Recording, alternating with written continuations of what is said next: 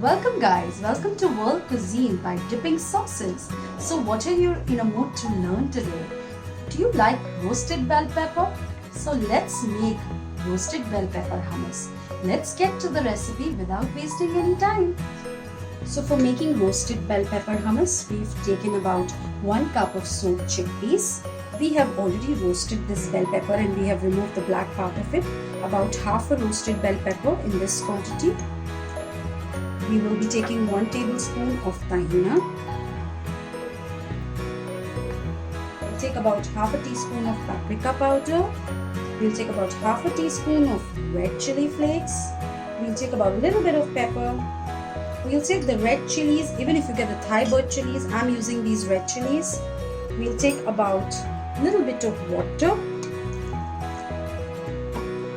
And we'll be taking a little bit of lime. So about 1 lime is good enough. And we'll be taking a little bit of olive oil. So about 1 tablespoon of olive oil. And we'll be blending this in the blender for about a minute.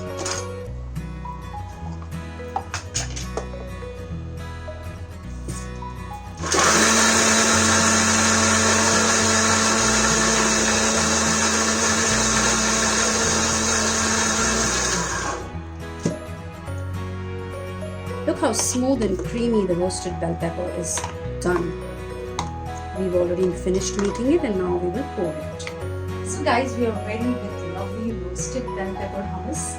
Roasted bell pepper hummus, I can't wait to eat it. We just sprinkle a little bit of sesame seeds and a little bit of olive oil. The best part about hummus is that you can also put a little bit of dry fruits. You can add anything to your hummus. And our roasted bell pepper is ready. I hope you enjoyed this recipe. Please like, share, subscribe, and don't forget to click on the bell icon.